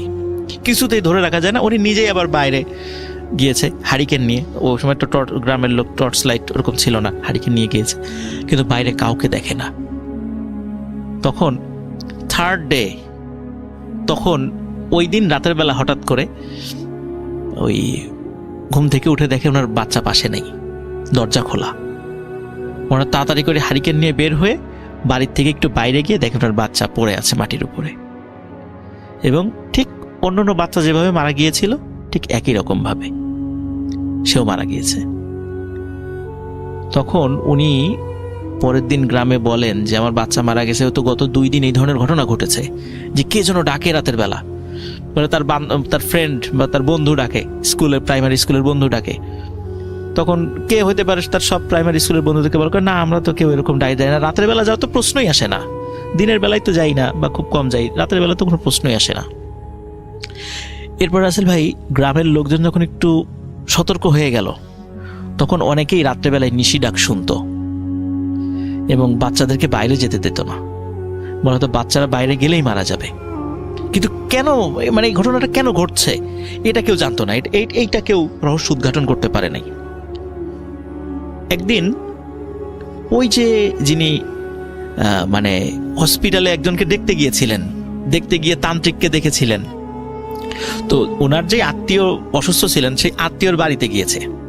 আত্মীয়র বাড়িতে যাওয়ার পরে সুস্থ হয়ে গেছে, বিভিন্ন কথাটা হচ্ছে, কথার একটা পর্যায়ে ওনার আত্মীয় বলেন যে আমার পাশের বেডে না, মানে পাশের রুমের বেডে একজন খুব মানে অসুস্থ রুগী ছিল, তো ডাক্তার বলেছে তার বাঁচার আশা শেষ। এমনি বয়স্ক মানুষ, হঠাৎ রাতারাতি সে সুস্থ। তো অদ্ভুত ব্যাপার, ডাক্তাররাও অবাক যে এরকম হঠাৎ রাতারাতি সুস্থ হয়ে গেল, সুস্থ হয়ে বাড়ি চলে গেছে। তাই নাকি? তখন উনি চিন্তা করতেছে কি ব্যাপার, পাশের বেডে আমি তো এরকম তান্ত্রিককে আশা দেখেছিলাম, তান্ত্রিককে কোনো হয়তোবা তাবিজ তাবজ হয়তোবা করতে পারে, এই জন্য সে সুস্থ হয়ে গেছে, উনি এই বিষয়টা মনে করেছেন। কিন্তু ওনার মনে সন্দেহ যায় নাই, কারণ ওনার বাচ্চা মারা গেছে, ওনার মনে সন্দেহ যায় নাই। তো উনি হসপিটালে গিয়ে, একটু শিক্ষিত লোক ছিল উনি, ওনার ক্লাস 8 পর্যন্ত পড়েছিল আর কি, হসপিটালে গিয়ে উনি বলছিলেন যে অমুক অমুক সময় এই বেডে কে ভর্তি ছিল, তার একটু ঠিকানা দিতে পারবেন? তো হসপিটালের যারা আয়া বা অন্য যারা ছিলেন ওয়ার্ড বয়, তাদের কাছ থেকে ওই লেজার বই দেখে ওই ঠিকানা সংগ্রহ করেছে।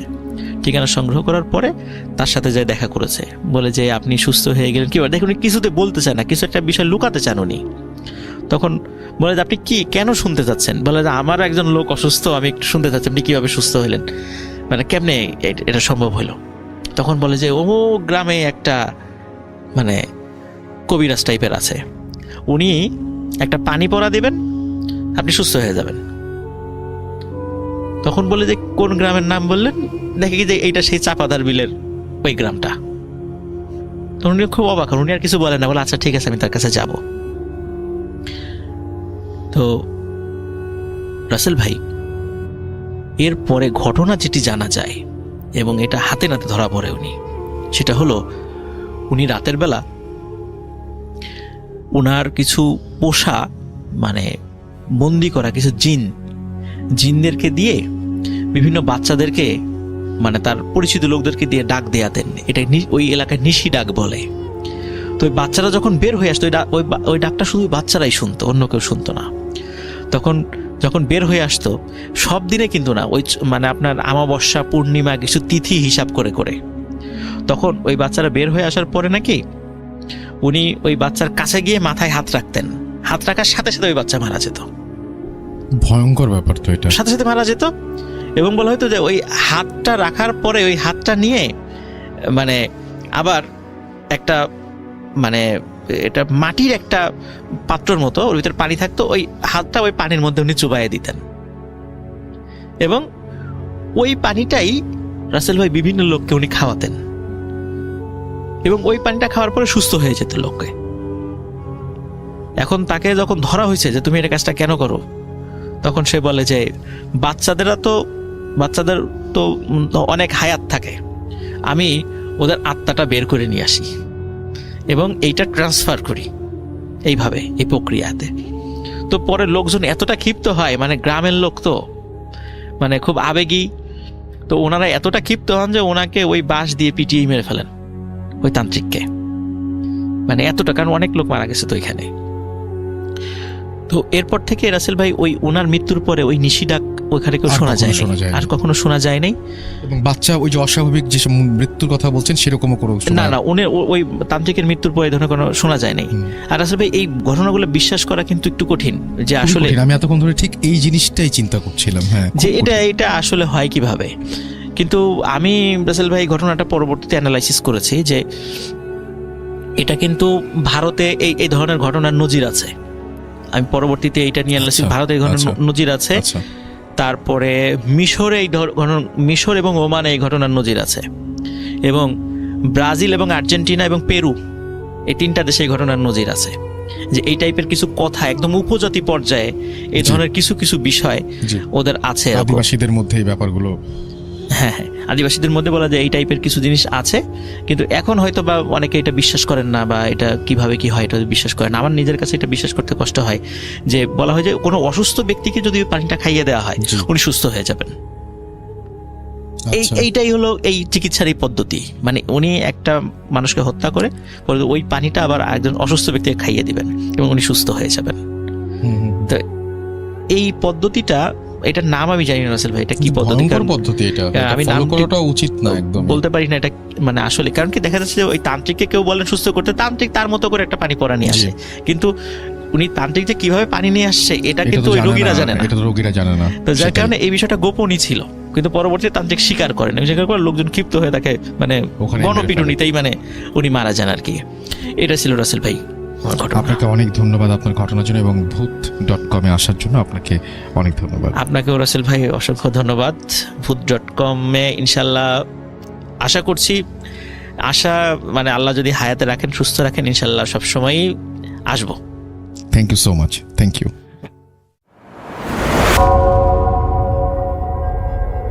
Spirit, be here with me.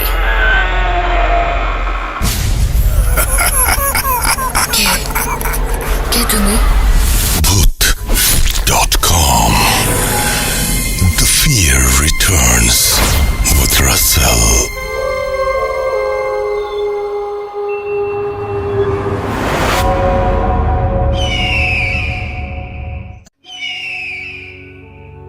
আসসালামু আলাইকুম, আমি সাফিয়া বলছি। আমার প্রথম ঘটনাটি হচ্ছিল দড়িলাফ। সেখানে আমি নিশির কথাটি বলেছিলাম। নিশি নামে মেয়ের ঘটনাটি আপনারা শুনতে চেয়েছেন, আর তাই আমি সরাসরি ঘটনায় ফিরে যাচ্ছি।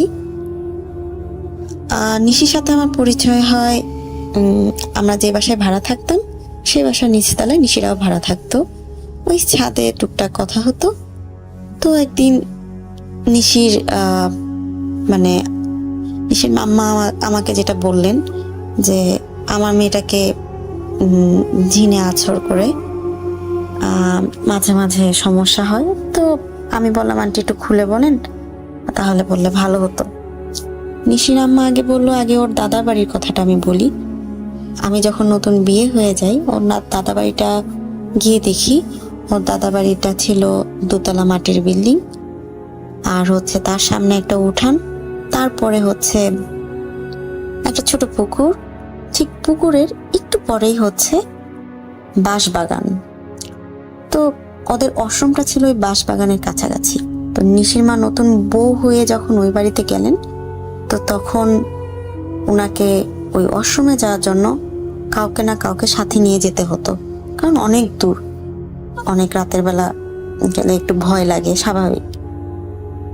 তো এরকম বছর এক যাওয়ার পর যখন নিশি ওনার পেটে আসলেন, তখন সবাই ওনাকে মানা করতেন যে দেখো এত সাহস দেখিও না, একা একা কখনো আশ্রমে যাবে না। তো নিশির মা একদিন মনে করলেন না, বছর খানিক হয়ে গেল, এখন তো একা যাওয়া কোনো ব্যাপার না, আমি এখন অন্ধকারেও রাস্তা চিনবো, যে আমি কিভাবে যেতে হয় আমি বুঝবো। তো কোনো একটা কারণে একদিন উনি নিজেই চিন্তা করে বসেন যে না, আর কাউকে ডাকবো না, এখন আমি মোটামুটি চিনি জানি, আমি একাই যেতে পারবো। যাই হোক, আন্টি হাতে হারিকেন নিয়ে ঠিকই গেলেন, কিন্তু ফেরার পথে হঠাৎ ওনার মনে হলো যে ওনার ঠিক পায়ের কাছ দিয়ে কোনো কালো বিড়াল দৌড়ে গেল। উনি একটু চমকে গেলেন, ভয় পেলেন, ঠিকই চমকে গেলেন। উনি তখন আয়াতুল কুরসি পড়তে পড়তে রুমে ঢুকলেন। উনি ওটাকে এত পাত্তাই দেননি যে এটা নিয়ে কোনো ইস্যু হতে পারে। যাই হোক, তিনি কিছুদিন পর খেয়াল করলেন যখন উনি একা থাকেন, ওনার কেন যেন মনে হয় ওনার আশেপাশে কেউ আছে। যখন উনি আয়নায় তাকান, তখন ওনার কেন জানি মনে হয় ঠিক আয়নার দিকে উনি একা না, ঠিক তার আয়নার দিকে তাকালে মনে হতো যে পিছনে কেউ আছে। আর কখনো যদি উনি মানে আছে না যে এক জায়গায় একা হেঁটে যাচ্ছে, একা হাঁটছে, ওনার একা পায়ের শব্দ, কিন্তু মনে হতো যে আরেকজন যদি পাশে হেঁটে যায় তখন তার পায়ের শব্দটাও উনি শুনতে পাচ্ছেন, কিন্তু আসলে তো ওনার সাথে কেউ নেই। এই ব্যাপারটা উনি কার সাথে শেয়ার করবেন এগুলো চিন্তা করতে করতে উনি ভাবলেন না, ওনার শ্বশুর বাড়িতে উনি একজন মানুষই পেয়েছেন যিনি একটু নামাজি, মানে একটু কোরআন তেলাওয়াত এগুলো নিয়ে থাকেন। এটা হলো ওনার শ্বশুর মশাই, মানে নিশির দাদা। ওনার সাথে উনি সবকিছু শেয়ার করলেন। তখন নিশির দাদা চিন্তা করলেন যে না, ব্যাপারটা ভালো না, কেমন একটু খারাপের দিকে যাচ্ছে। তো নিশির দাদা দেরি না করে উনি একটা হুজুরের কাছে গেলেন। গেলে হুজুর খালি একটা পানি পড়া দিলেন যে আপনার মানে বাচ্চা না হওয়ার আগ পর্যন্ত আপনি এই পানি পড়াটা খেয়ে যাবেন, আর কখনো একা যাবেন না। আর বাচ্চা যখন হবে আপনার সন্তানটিকে আপনি সাবধানে রাখবেন, চোখে চোখে রাখবেন। এই যাক, নিশি হলো। নিশি হওয়ার পর ওনারা অনেক খুশি। নিশি যখন হয়, নিশি নাকি অনেক মানে ফর্সা, অনেক সুন্দর। ওর চুল মানে অনেক, মানে ওর চুলটা এত সুন্দর ছিল। নিশির আম্মা তখন বললেন মনে মনে যে না, আমার মেয়েটার চুল অনেক সুন্দর হবে। মাশাল্লাহ, সত্যি আমি তো নিশিকে দেখেছি। নিশি সত্যি খুব সুন্দরী একটা মেয়ে। ও দেখতে অনেক সুন্দর। ওর চুলের প্রশংসা সবাই করে। ওর চুল হাঁটুর নিচ পর্যন্ত, মানে অনেক বড়, অনেক লম্বা চুল। আমি ওর মানে চুল দেখে মানে সারাক্ষণ অবাক হয়ে থাকতাম যে এত সুন্দর চুল কারো থাকে, খালি ভাবতাম।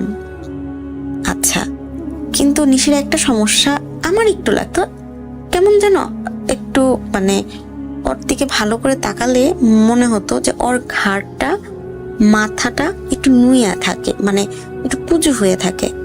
সব ঠিক, মানে ওদিকে জানে কেমন একটু কুঁজু হয়ে থাকে। এটা নিয়ে আমি আসছি, এটারও একটা কারণ আছে।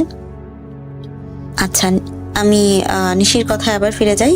নিশির শৈশবকাল, অনেক ছোট নিশি তখন, প্রায় 1-2 বছর। সে তখন হাঁটতে পারে, কথা বলতে পারে আদো আদো। তো উনি একদিন নিশিকে নিয়ে ওই পুকুরে গিয়ে গোসল করলেন। গোসল করে ফেরার পথে হঠাৎ নিশি ভুলেই মনে হয় দৌড়ে একটু মানে ওই বাঁশ বাগানের ভিতরে চলে গেলেন। উনি নিশির পিছন পিছন গেলেন, নিশিকে বুকে ঝুঁকে নিয়ে আসছিলেন। তো নিশির মনে আরো আগ্রহ জাগে যে মা কেন আমাকে যেতে দিল না, আমি কেন গেলাম না, আমি তো ওখানে একটু খেলার জন্য যেতেই পারি। তো নিশির মা, নিশি তো অনেক ছোট, ওকে বোঝাতো যে তুমি যেও না, একা যাবে না, আমাকে নিয়ে যাবে, যেখানে যাবে আমাকে বলে যাবে। আর ছোট মানুষ, ও খেলার ছলে বা কোনো কারণে মানে এগুলো পাত্তা দিত না। তো ঘটনাটা হচ্ছে, নিশি একদিন মানে নিশির মা পুকুরে গোসল করছে, নিশি একদিন ওনাকে না জানি ওই বাঁশবাগানে ঢুকে যায়। ঢুকে যাওয়ার পর আবার উনি নিশির মা বুঝতে পারেন যে নিশি আবার বাঁশবাগানে গিয়েছে। তো নিশিকে অনেক বকা দেন। তো উনি হঠাৎ নিশিকে নিয়ে বাসায় চলে আসেন, কিন্তু নিশির দিকে তাকিয়ে উনি খেয়াল করলেন যে নিশির বাঁ পায়ের নুপুরটি নেই, হারিয়ে গিয়েছে। উনি খোঁজার জন্য ওই বাঁশবাগানে গেলেন, কিন্তু পেলেন না। উনি সারা বাড়ি খুঁজলেন, পেলেন না। ওনার কাছে একটু সন্দেহ মনে হলো। নিশিকে বললেন, তুমি এটা কি হারিয়েছো, নাকি খুলে ফেলেছো, নাকি কাউকে দিয়ে দিয়েছো? নিশি বলল, মা আমার মনে নেই। তো মনে নেই এটা ওনার কেন যেন মনে হচ্ছিল না, যে উনি বুঝতে পারছেন না যে কিছু একটা হয়েছে, নুপুরটা হারাবে কিভাবে। যাই হোক, নিশি একদিন হঠাৎ এমন হলো যে নিশির মা খেয়াল করলো নিশি কারোর সাথে কথা বলে। খেলার সময় একটা পুতুল নিয়ে খেললেও এমন একটা ভাবে পুতুল নিয়ে খেলে মনে পাশে কেউ বসে আছে। আর নিশি যখন বারান্দায় যখন একা যায় বা জানালার কাছে যখন একা দাঁড়ায়, নিশি এমন ভাবে কথা বলে যেন ওর সাথে কেউ কথা বলছে, ও তার উত্তর দিচ্ছে। তো নিশির মার ব্যাপারটা ভালো লাগে না। উনি সাথে সাথে একটি হুজুরের সাথে, ওই যে সেই হুজুরটার কথা, যে হুজুরটা নিশি হওয়ার আগে উনি ওই হুজুরটার কাছে গিয়েছিলেন, ওই হুজুরটার কাছে এবার নিশির জন্য যান। উনি বলেন, আপনাকে বলেছিলাম আপনার নিশিকে সাবধানে দেখে রাখতে, আপনার বাচ্চাটিকে সাবধানে দেখে রাখতে, আপনি রাখেননি। তো নিশির মা বলে, কেন, কি হয়েছে? উনি যেটা বললেন যে নিশি ভুলক্রমে ওই বাঁশবাগানে ঢুকে যায়। আর ঢুকে যাওয়ার পর ওখানে একটি 1000 বছরের পুরনো মহিলা জিন ছিল। উনি একটি ধ্যানে ছিলেন নিশির নুপুরের শব্দ শুনে ওনার রাগ হয়েছিল। উনি কি করেছেন, নিশিকে যেন মানে রাগের চোটে উনি বুঝতে পারেনি এটা শিশু কি শিশু না, উনি ওনাকে জোরে থাপড় দেন। যার ফলে আপনি কখনো খেয়াল করেছেন আপনার নিশির যে ঘাড়ে একটি চিহ্ন রয়েছে, আপনি দেখেছেন? তো সাথে সাথে নিশির মা নিশির ঘাড়ের দিকে তাকান, বলল হ্যাঁ তাই তো। বলল এটা কেন হয়েছে জানেন? না, কারণ উনি ধ্যানে ছিলেন 1000 বছর। উনি এত সাধনার মধ্যে ছিলেন যে উনি বুঝতে পারেননি যে উনি কাকে মারছেন। যখন মারার পর উনি দেখতে পান যে একটি শিশু, তখন ওনার মনে অনেক মায়া হয়। সে মনে মনে নিশিকে পছন্দও করে ফেলে, কারণ আপনার নিশি দেখতে অনেক সুন্দর। জিনটি আপনার নিশিকে নিজের সন্তানের মতো ভালোবাসে। সে চায় আপনার সন্তানটিকে নিয়ে যেতে। সেটা আজকের থেকে না, সেটা যখন একটি জিন, ওই যে কালো জিনটি ছিল, যে কালো বিড়ালটির কথা বলেছিলেন, এই কালো বিড়ালটি হচ্ছে তারই বংশধর কেউ। হ্যাঁ, সে আপনাকে যে আমি পানি পড়াটা দিয়েছিলাম, সে পানি পড়াটার কারণে সে আপনার সন্তানটিকে ক্ষতি করতে পারেনি। না হলে সে চেয়েছিল আপনার এই সন্তানটিকে ক্ষতি করতে। আপনি পানি পড়া খাওয়ার পর যখন নিশি হয়, তখন আপনি পানি পড়া খাওয়াটি বন্ধ করে দেন, আর যার ফলে তারা নিশিকে নেওয়ার জন্য পাগল হয়ে যায়। যাই হোক, এরপর থেকে আন্টি নিশিকে পানি পড়া খাওয়ান, ওই জিনটি থেকে রক্ষা পেতে চান। কিন্তু জিনটি নিশিকে এত ভালোবাসেন যে উনি এখান থেকে মুক্তি চান, মানে মুক্তি দিলেও উনি যাবেন না এমন অবস্থা। উনি প্রতিজ্ঞা করেছেন হুজুরের কাছে, জিনটি, যে উনি নিশির কোনো ক্ষতি করবে না। মাঝে মাঝে নিশির সামনে আসবে, আর নিশিকে উনি ক্ষতি করবে না। এই তবে আমার কাছে যেটা মনে হয়েছে, আন্টির কাছে যেটা মনে হয়েছে, নিশির মধ্যে একটা পাওয়ার চলে আসে। কিরকম? যে ও কিছু অগ্রিম কথা বলতে পারে, মানে এটা আমার জীবনে ঘটবে সে বলে দিতে পারতো, বা গেস করতে পারতো যে এটা হবে বা এটা উচিত না। যেটা আমার দড়িলাভ ঘটনাটিতে আমি বুঝতে পেরেছিলাম, বা আমি আপনাদের বোঝাতে চেয়েছিলাম যে ও আমাকে কি একটা মেসেজ দিতে চেয়েছিল, যেটা আমি বুঝতে পারিনি তখন। হলে হয়তো আমার ওই দুঃখের দিনটা আসতো না। এই ছিল নিশির ঘটনা। বাসা পরিবর্তন হওয়ার পর নিশির সাথে আমার আর কথা হয়নি, দেখা হয়নি। আসলে ওই জিনটি ততদিন পর্যন্ত নিশির সাথে থাকবে যতদিন না নিশির 18 বছর পূর্ণ হবে। জানি না এখনো কি ওই জিনটি ওর সাথে আছে না নাই। যাই হোক, আপনারা জানতে চেয়েছিলেন ঘটনাটি, আমি আপনাদের সাথে শেয়ার করলাম। ভালো থাকবেন, আল্লাহ হাফেজ। আরও একবার আপনাদের সবাইকে স্বাগত জানাচ্ছি, আমি রাসেল। শুনছেন ভূত.com, এবং দেখতে দেখতে আরও একটা এপিসোডের সমাপ্তি। আশা করছি যে এই এপিসোডটি আপনাদের অনেক বেশি ভালো লেগেছে, আনন্দ দিতে পেরেছে। যে মানুষগুলো এখানে ছিল তাদেরকে আপনারা ভালোবেসেছেন, এবং তাদের ঘটনা আপনাদেরকে ভয় দেখিয়েছে যেমন, আনন্দও দিয়েছে তেমন। তো যাই হোক, আজকের মতো এখানেই শেষ করব। কথা হবে আবারও আগামী শুক্রবার, এবং সেই পর্যন্ত সবাই ভালো থাকুন, সুস্থ থাকুন, মোস্ট ইম্পর্টেন্টলি স্বাধীনে থাকুন। এবং আমার যেটা মনে হয় যে আপনাকে যেটা বলতে চাই, যে আমাকে ঘটনা পাঠান আরও বেশি করে। আমাদের যে ঘটনা, সেই ঘটনা পাঠানোর জন্য আপনাকে আমার ইমেল অ্যাড্রেসটা মনে রাখলে চলবে। আমাদের ইমেল অ্যাড্রেস হচ্ছে rasel.booth.com@gmail.com। এছাড়া আমাদের ফেসবুক পেজ ভিজিট করুন, আমাদের গ্রুপ আছে, সেই গ্রুপে আপনি লিখে পাঠান আমাদেরকে। আমরা আপনার অপেক্ষায় আছি আপনার কথা শোনার জন্য, এবং সরাসরি এখানে আমি আপনাকে অ্যান্সার করব। সো আমার সাথে সরাসরি কথা বলতে পারবে, এবং যে কোনো পরামর্শ দিলে আমি সেই পরামর্শটা আমি চেষ্টা করব এক্সিকিউট করার। তো যাই হোক, আজকের মতো এখানে শেষ করছি। কথা হবে আবার শুক্রবার। টাটা।